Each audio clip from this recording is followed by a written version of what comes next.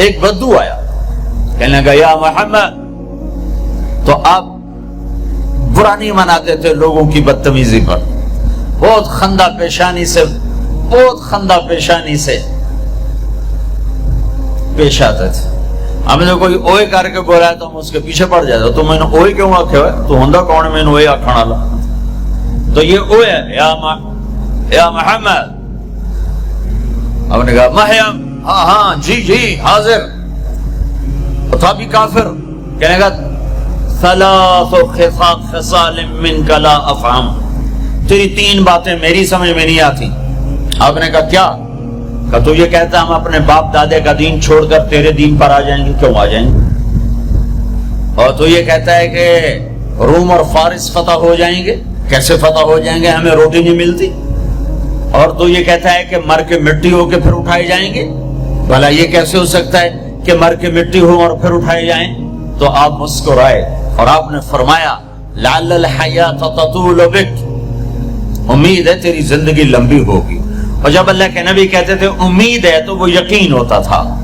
یہ ہماری طرح یہ امید ہے کہ ہو جائے. جب آپ کہتے تھے امید ہے تو مطلب ہے ہو گیا. آپ نے کہا امید ہے تیری زندگی لمبی ہوگی اور تو دیکھے گا عرب میرا کلمہ پڑھے گا، پھر تو دیکھے گا روم اور فارس ایران بھی فتح ہوں گے. اور پھر باقی رہے گی تیسری بات، موت کے بعد مر کے اٹھائے جانے کی. تو حشر کے دن تیرا ہاتھ پکڑوں گا اور تجھے یاد دلاؤں گا تیسری بات ہو گئی کہ نہ ہوئی. وہ بھی کوئی بڑا تکڑا تھا، کہنے لگا میں نہیں مانتا. واپس چلا گیا. 8 ہجری میں مکہ فتح ہو گیا، سارا عرب کلمہ پڑھ گیا. وہ کہنے لے بھائی پہلی بات تو ہو گئی، لیکن کلمہ نہیں پڑھا.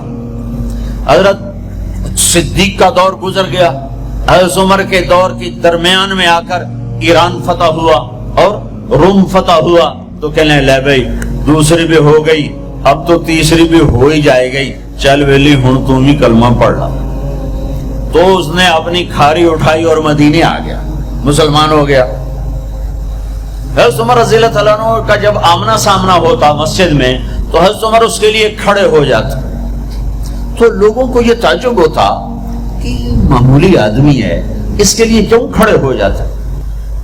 تو پھر ایک دن حضرت عمر نے فرمایا کہ تم کہتے ہوگے کہ میں اس کے لیے کیوں کھڑا ہو جاتا ہوں.